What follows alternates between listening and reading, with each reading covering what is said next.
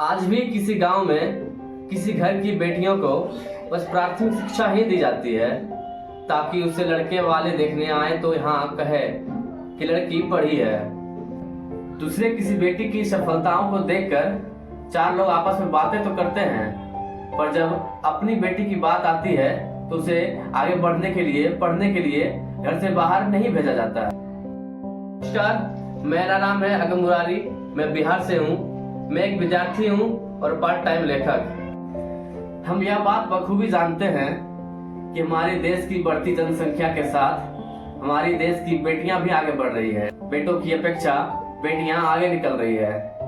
हमारी सरकार भी बेटियों को आगे बढ़ने पर जोर दे रही है, जिसके लिए सरकार अक्सर नई नई नीतियां और नई योजनाएं लाते रहते हैं। पर ऐसी नीति और योजनाओं का क्या फायदा जब आज भी किसी गांव के बड़े बुजुर्ग पुरानी परंपराओं को ही अपना रहे हैं। टेलीविजन और मोबाइल पर दूसरे किसी बेटी की सफलताओं को देखकर चार लोग आपस में बातें तो करते हैं, पर जब अपनी बेटी की बात आती है तो उसे आगे बढ़ने के लिए, पढ़ने के लिए घर से बाहर नहीं भेजा जाता।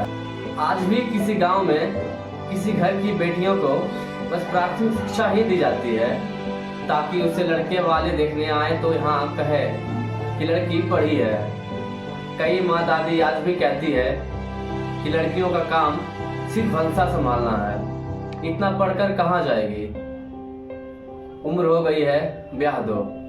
लड़कियों पर कई सारी कविताएं लिखी गई है, पर उसकी सुंदरता पर, उसके कपड़े, बाल, झुमके, आंखें इत्यादि पर उसकी स्वतंत्रता और इच्छाओं पर बहुत कम कविताएं लिखी गई है।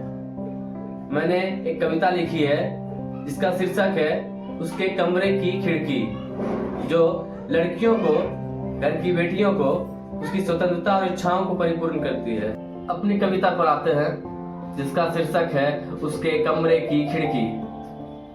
वो ये नहीं जानती थी कि ये दुनिया गोल है। उसने तवे पर गोल रोटी के बाद बाहर की कोई गोल चीज देखी थी तो वह उसके कमरे की खिड़की से आसमान में झलकता पूनम की रात का गोल चांद था। वो कभी ये बात जानने की कोशिश नहीं की, न ही कभी किसी ने उसे यह बताया कि हमारा देश लड़कियों से अव्वल आ रहा है।